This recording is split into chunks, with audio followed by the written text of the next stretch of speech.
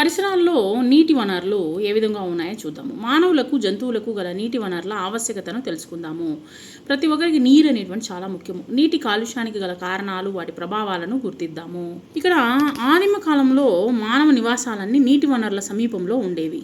కాలంలో వచ్చేసి వాగులు, వంకలు, కొలనులు, నదులు ఉండేటువంటి ప్రాంతాల్లో ఆదిమవాసులు నివాసం ఏర్పరచుకునేవాళ్ళు. ఎందుకంటే నీరు అనేటువంటి చాలా ముఖ్యం కాబట్టి.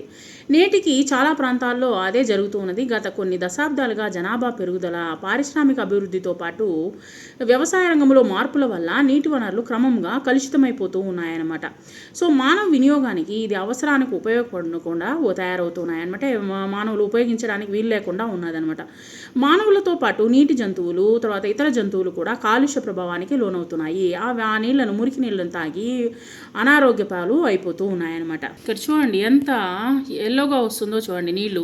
మీ పరిసరాల్లో సరస్సు, కొలను, నది, చెరువు, వాగులకు సంబంధించిన క్రింది వివరాలను సేకరించండి. నీటి వనరుల సమీపంలో చెత్తను వేస్తున్నారా?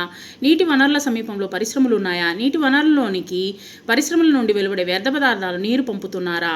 నీటి వనరులలోని పంపే వ్యర్థ నీటిని శుభ్రపరిచినారా లేదా? నీటి రంగు, వాసన ఎలా ఉంది? వ్యవసాయ క్షేత్రాల్లో వాడినటువంటి ఎరువులు, తర్వాత క్రిమిసంహారకంలో వచ్చేటువంటి నీటి వనరుల్లో కలుస్తున్నాయా? ఈ విధమైనటువంటి వాటిని మనము ప్రశ్నించగలగాలి.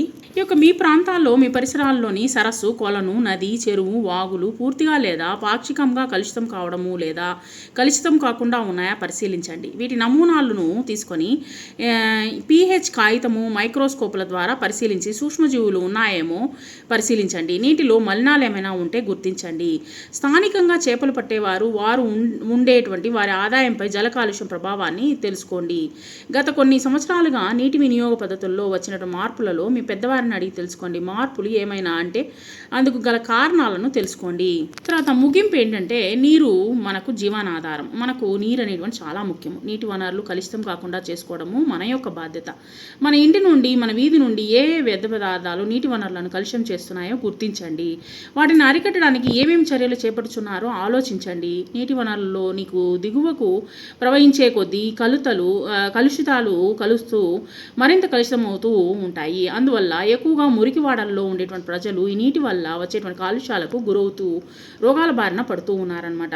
ఈ నీటితో పండించేటువంటి పంటలు, ముఖ్యంగా ఆకుకూరలు, పశుగ్రాసము ద్వారా కలుషితాలు, భారలోహాలు మొక్కల్లోకి, ఆ మొక్కల్లోని తినడం ద్వారా ఆవులు, గేదెలు మొదలైన జంతువుల్లో చేరుతున్నాయన్నమాట.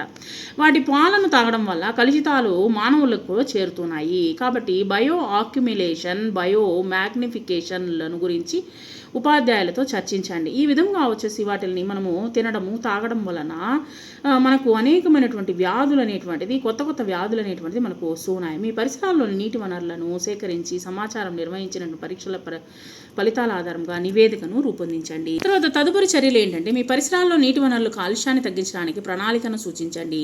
తీవ్రంగా కలుషితమైనటువంటి 3 నదులు, సరస్సులను భారతదేశ పటంలో గుర్తించండి. అవి కాలుష్యం కావడానికి కారణాలను తెలుసుకోండి.